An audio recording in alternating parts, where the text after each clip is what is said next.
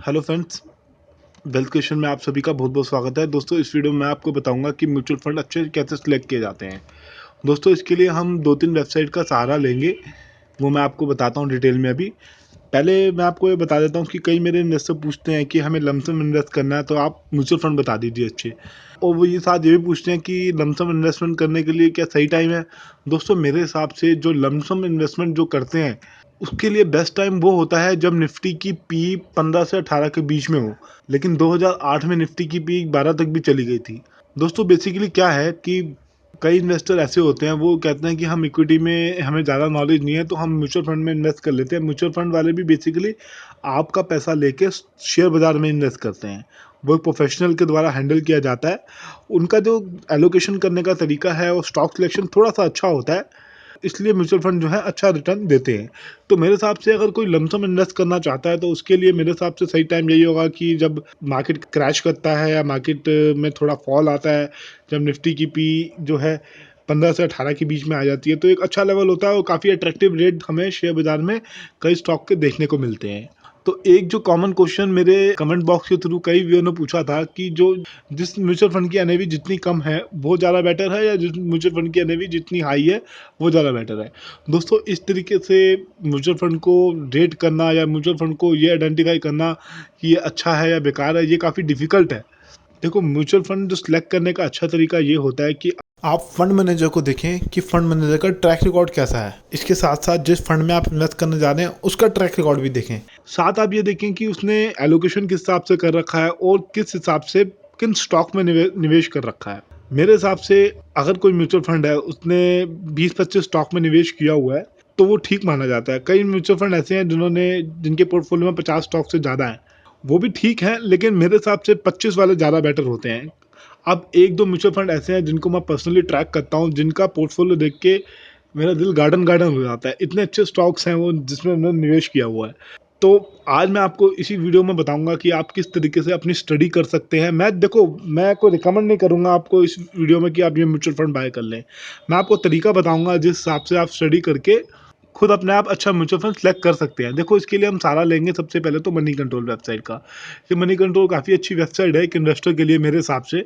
इसके अंदर mutual fund का एक ऑप्शन है। म्यूचुअल फंड के ऑप्शन पे जाएंगे, हम उसको क्लिक कर लेंगे। पहले मैं थोड़ी बेसिक जानकारी दे देता हूँ आपको कि थोड़ा बहुत आप स्टडी करें। यहाँ कॉलम है इक्विटी का ऑप्शन, यहाँ डेप का है, तो इस तरीके से अलग अलग ऑप्शन है। अब ज़्यादातर इन्वेस्टर जो हैं इक्विटी के में ही इन्वेस्ट करते हैं, इक्विटी वाले म्यूचुअल फंड में ही। और उनका ज़्यादातर कोशिश रहती है स्मॉल और मिड कैप में इन्वेस्ट किया जाए। स्मॉल और मिड कैप के म्यूचुअल फंड काफ़ी अच्छे होते हैं और रिटर्न अच्छा देते हैं। मैं आपको लेकिन बताना चाहता हूँ, ये स्मॉल और मिड कैप के म्यूचुअल फंड रिटर्न तब अच्छा देते हैं जब मार्केट अच्छा प्रदर्शन करती है। जब मार्केट साइड वे होती है तो वो इतना अच्छा रिटर्न जनरेट नहीं करते, क्योंकि उन्होंने स्मॉल और मिड कैप की कंपनी में पैसा लगा रखा होता है। वो उनके अंदर वॉलेटिलिटी बहुत होती है, वो बढ़ते बहुत है तो गिरते बहुत हैं। अब यहाँ पे म्यूचुअल फंड की काफ़ी सारी वैरायटीज़ है, काफ़ी सारे तरीके के म्यूचुअल फंड होते हैं, अलग अलग सेक्टर के भी म्यूचुअल फंड होते हैं। तो ये सारी लिस्ट है स्मॉल कैप के म्यूचुअल फंड, लार्ज कैप के। तो ये आप इस तरीके से ये इस वेबसाइट पे आके स्टडी कर सकते हैं। तो यहाँ पे देखिए, मैंने लार्ज कैप के म्यूचुअल फंड निकाले। अब देखिए, काफ़ी लंबी चौड़ी लिस्ट है यहाँ पे, तो काफ़ी कंफ्यूजन हो जाता है कि कौन सा म्यूचुअल फंड सेलेक्ट किया जाए। अब यहाँ पे मैंने जैसे वेबसाइट खोली तो यहाँ पे मुझे साफ साफ थोड़ा मुझे यहाँ पे दिख रहा है कि रैंक 2 है, ये रैंक 5 है, ये रैंक 1 है। तो इस तरीके से मैं जैसे ये खोल लेता हूँ, Kotak blue chip fund direct plan growth वाला। आप हमेशा डायरेक्ट प्लान में ही इन्वेस्ट कीजिए। डायरेक्ट प्लान और रेगुलर प्लान में क्या डिफरेंस है, इस पर हमने एक वीडियो अपलोड किया अलग से, आप उस वीडियो को देखिए। आपको काफ़ी अच्छी नॉलेज मिलेगी, काफ़ी अच्छी इन्फॉर्मेशन मिलेगी। अच्छा, एक बात और मैं बता देता हूँ कि आपको हमेशा कोशिश करनी चाहिए कि आपको ग्रोथ वाले म्यूचुअल फंड में इन्वेस्ट करना चाहिए। ग्रोथ वाले में इसलिए करना चाहिए क्योंकि उसके अंदर क्या होता है कि आपका जो डिविडेंड अमाउंट होता है वो एक एड ऑन हो जाता है। अब कई इन्वेस्टर्स ये सोचते हैं कि डिविडेंड जिस म्यूचुअल फंड में मिल रहा है वो ज़्यादा बेटर है। तो दोस्तों, ऐसा होता है, डिविडेंड आपको अमाउंट मिल जाता है, लेकिन जो ग्रोथ वाले म्यूचुअल फंड होते हैं उसके अंदर वो ऐड ऑन हो जाता है, वो भी री इन्वेस्ट हो जाता है, तो कंपाउंडिंग का आपको बहुत अच्छा फायदा मिलता है। जैसे आपको मैं उदाहरण के लिए बताता हूँ, जैसे आप पीपीएफ में जनरली टैक्स सेविंग के लिए सब इन्वेस्ट करते हैं, तो पीपीएफ में इंटरेस्ट रेट होता है 8% का। लेकिन जब वो स्कीम मैच्योर होती है तो हम जब पता लगाते हैं, मतलब कैलकुलेट करते हैं, तो हमें इंटरेस्ट रेट मिल रहा होता है, हमें जो इन्वेस्टमेंट पे रिटर्न मिल रहा होता है वो होता है करीब करीब 12-13% का होता है। तो वही होता है कि जब वो पैसा री इन्वेस्ट होता जाता है, उस पे भी इंटरेस्ट मिलता जाता है, तो एंड में हमको रिटर्न अच्छा मिलता है। तो अब ये मैंने सिलेक्ट किया Kotak select focus fund direct plan growth वाला। अब यहाँ पे क्रिसिल के इसको 5 स्टार मिले हुए हैं। अब इसको हम थोड़ा नीचे आ जाएंगे स्क्रॉल करके, तो यहाँ पे परफॉर्मेंस दी हुई है, इसने कैसा परफॉर्म किया। अब यहाँ पे देखिए कंपैरिजन है, ये निफ्टी के कंपैरिजन है। तो आप सबसे पहले तो देख लें कि निफ्टी के मुकाबले अगर ये अच्छा ग्रो कर रहा है तो अच्छी बात है। उसके बाद आप यहाँ पे बेंचमार्क है, अब यहाँ पे आप कंपैरिजन भी कर सकते हैं। तो काफ़ी सारे इन्वेस्टर को ये ऑप्शन मालूम ही नहीं है कि हम काफ़ी सारी स्कीम से कंपैरिजन भी कर सकते हैं। तो यहाँ पे चार्ट आ जाएगा, चार्ट में आप देख सकते हैं किसका कितना रिटर्न रहा। तो यहाँ पे थोड़ा और नीचे आएंगे तो यहाँ पे एक रिटर्न का स्नैपशॉट है, आप देख सकते हैं। उसके बाद इस फंड के बारे में आपको इन्फॉर्मेशन जाननी है तो आप ये देख सकते हैं किस टाइप का फंड है, लॉन्च कब हुआ था, बेंचमार्क क्या है इसका। उसके बाद एग्जिट लोड क्या है, 1% का एग्जिट लोड है अगर आप 1 साल से पहले निकाल देते हैं। इसके साथ साथ यहाँ पे ये इन्फॉर्मेशन भी है कि आपके म्यूचुअल फंड पे क्या टैक्स लगेगा। मतलब आपने म्यूचुअल फंड बाई किया, अगर आप 1 साल के बाद बेचते हैं तो उस पर 1 लाख तक तो टैक्स लिमिटेड है। उसके बाद 10% का इनकम टैक्स लगता है अगर 1 साल के बाद आप बेचते हैं। तो वही 1 साल से पहले अगर आप बेच देते हैं तो वो शॉर्ट टर्म कैपिटल गेन पे आता है, उस पर 15% का टैक्स है। इस पर मैंने एक डिटेल वीडियो अपलोड किया, आपको लिंक मिलेगा डिस्क्रिप्शन बॉक्स में, आप इस वीडियो को देखिए, काफ़ी अच्छी इन्फॉर्मेशन आपको मिलेगी उसमें। अब यहाँ पे हमारे फंड मैनेजर का नाम आ रहा है, जो फंड के अंदर हम इन्वेस्ट कर रहे हैं उसका फंड मैनेजर का नाम आ रहा है। तो आप इसको क्लिक करेंगे तो आपको पता चल जाएगा कि फंड मैनेजर की परफॉर्मेंस कैसी है, मतलब कौन कौन से फंड जो है ये फंड मैनेजर मैनेज कर रहे हैं और उन्होंने कितना अच्छा प्रदर्शन दिया है पिछले कुछ सालों के अंदर, ये भी आप चेक कर सकते हैं। इसके साथ साथ यहाँ पे पीएस कंपैरिजन है, इसी के जैसा इसी के टाइप के म्यूचुअल फंड है जिन्होंने इस टाइप का इन्वेस्टमेंट कर रखा है, वो इसके कंपैरिजन कैसा चल रहे हैं। तो ये तो बेसिक जानकारी हुई कि किस हिसाब से आप म्यूचुअल फंड के बारे में जान सकते हैं कि वो म्यूचुअल फंड किस टाइप का म्यूचुअल फंड है। अब मैं बैक आ जाता हूँ, जहाँ जैसा कि मैं आपको बता रहा था कि इतनी लंबी चौड़ी लिस्ट है यहाँ पे। तो देखिए दोस्तों, ऐसा है जो क्रिसिल के द्वारा रेटिंग दी गई है, जैसे रैंक 2 दिया गया है, इसको रैंक 4 दिया गया है। क्रिसिल एक रेटिंग एजेंसी है, तो इसका जो रेट करने का तरीका है वो काफ़ी रैशनल है और काफ़ी साइंटिफिक है। ये मैंने पुराने वीडियोज़ में बताया था कि आप क्रिसिल की वेबसाइट पे जाइए। क्रिसिल जो है किसी भी फंड को किस पैरामीटर्स पे रेट करता है, किस पैरामीटर पे रैंक 1 रैंक 2 देता है। क्वार्टर वाइज वो अपडेट करता आता है, अपनी रिपोर्ट अपनी वेबसाइट पे पब्लिश करता है। आप इस रिपोर्ट को पढ़िए, इस रिपोर्ट में आपको काफ़ी सारी ऐसी जानकारियाँ मिलेंगी जो आप शायद नहीं जानते होंगे, और मुझे लगता है वो आपको ज़रूर पढ़नी चाहिए। उस रिपोर्ट को पढ़िए, उसके बाद आप ये देखिएगा जो कोई भी म्यूचुअल फंड है उसने अपना किस हिसाब से पोर्टफोलियो बनाया हुआ है, किस हिसाब से एलोकेशन कर रखा है और उनके स्टॉक में निवेश किया हुआ है। उन उसका जो इन्वेस्टमेंट है निफ्टी 50 के स्टॉक में ज़्यादा है, और साथ आप ये देखें कि टॉप जो हमारे भारत की कंपनी है उसमें ज़्यादा है या फिर बाकी के स्टॉक में ज़्यादा है। तो निफ्टी 50 के स्टॉक तो वैसे भारत के काफ़ी अच्छे स्टॉक्स हैं, जो कि एनएससी जो है उनको चेंज करती रहती है टाइम टू टाइम, अगर जो स्टॉक अच्छा प्रदर्शन नहीं करता उसको निकाल देती है। तो आप क्रिसिल की जब रिपोर्ट्स पढ़ेंगे तो काफ़ी सारे आपको ऐसी बातें सीखने को मिलेंगी जो आपने कभी सुनी भी नहीं होंगी। तो आप इस रिपोर्ट को जरूर पढ़िएगा, www.crisil.com वेबसाइट है, आप वहाँ जाके रिपोर्ट पढ़ सकते हैं। अब यहाँ पे एक और बात मैं आपको बताना चाहता हूँ, ये काफ़ी सारे अच्छे म्यूचुअल फंड हैं जिनको क्रिसिल ने रेट नहीं किया हुआ, लेकिन उनकी परफॉर्मेंस आप देखेंगे तो उन्होंने अच्छा परफॉर्म किया है। देखो, तो ये जो म्यूचुअल फंड है, इनमें से कई ऐसे म्यूचुअल फंड आपको मिलेंगे जो आने वाले टाइम में रैंक 1 भी बन सकते हैं, रैंक 2 भी बन सकते हैं। तो ये जो बाकी के जो म्यूचुअल फंड है जिनको रेट नहीं किया हुआ, इनको अभी जांचा और परखा जाना बाकी है। तो हो सकता है कि इनको भी रैंकिंग मिल जाए। इनमें से कुछ 1-2 म्यूचुअल फंड ऐसे, देखो मैं सारों को तो नहीं देखता हूँ, मैंने 1-2 को देखा है।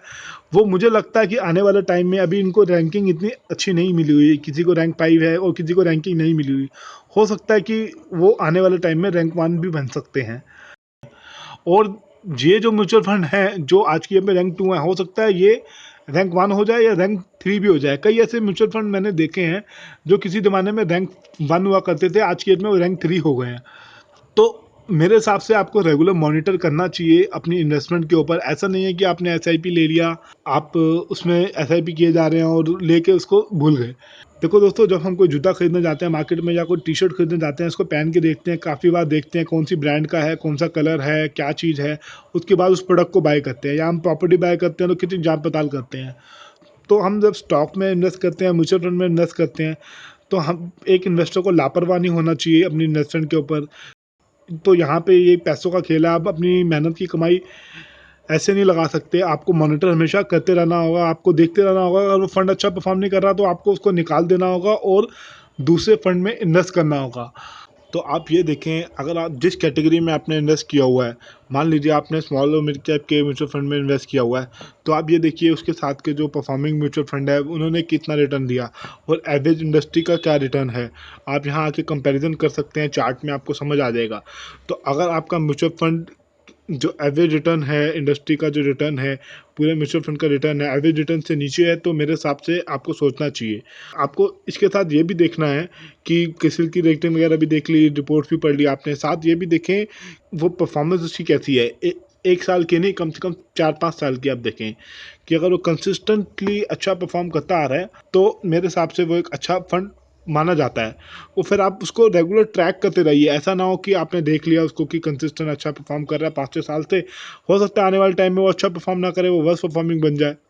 तो आप उसको मॉनिटर हमेशा करते रहिए। जब आपको लगे कि ये अच्छा परफॉर्म नहीं कर रहा, अब मुझे चेंज स्कीम करनी चाहिए, तो आपको अपना सारे यूनिट्स बेच के दूसरी स्कीम में भी इन्वेस्ट करना चाहिए। आपको सोचना चाहिए इस बारे में, आप इन्वेस्ट कर सकते दूसरी स्कीम में भी। अब देखो दोस्तों, ऐसा तो नहीं है कि मैंने अपने घर से बाहर निकला, मैंने एक टैक्सी की, रास्ते में वो टैक्सी पंचर हो जाती है, जब तक वो पंचर नहीं लगेगा तब तक मैं बैठा रहूँगा उस टैक्सी में।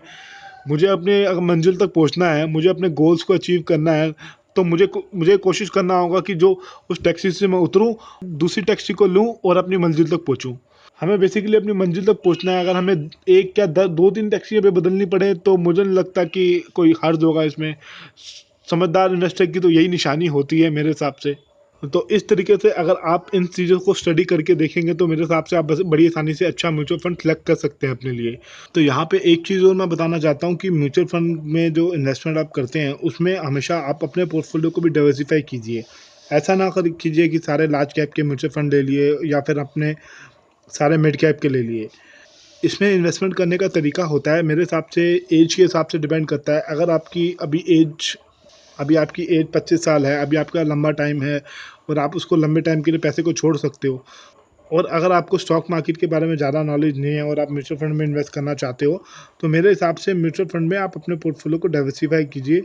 कुछ लार्ज कैप के ले लीजिए, कुछ मिड कैप के ले लीजिए, और जो लार्ज कैप के ले रहे हैं अगर उनका जो एक्सपोजर निफ्टी 50 के स्टॉक्स में है ज़्यादा, तो उससे अपोजिट वाला म्यूचुअल फंड लीजिए जिसकी इन्वेस्टमेंट उससे अपोजिट हो। तो दोस्तों, इस वीडियो को ख़त्म करने से पहले मैं आपको बताना चाहता हूँ कि ये वीडियो मैंने सिर्फ एक एजुकेशन और इन्फॉर्मेशन पर्पज़ के लिए बनाया था। ये किसी तरीके की कोई बाय और सेल की रिकमेंडेशन नहीं है। आप किसी भी म्यूचुअल फंड में इन्वेस्ट करने से पहले या प्लान बनाने से पहले आप अपनी खुद की स्टडी कर लें, और स्टडी करने के बाद भी आप एक बार अपने फाइनेंशियल प्लानर या फाइनेंशियल एडवाइज़र की सलाह ले लें किसी भी म्यूचुअल फंड को सिलेक्ट करने से पहले। तो धन्यवाद दोस्तों इस वीडियो को देखने के लिए।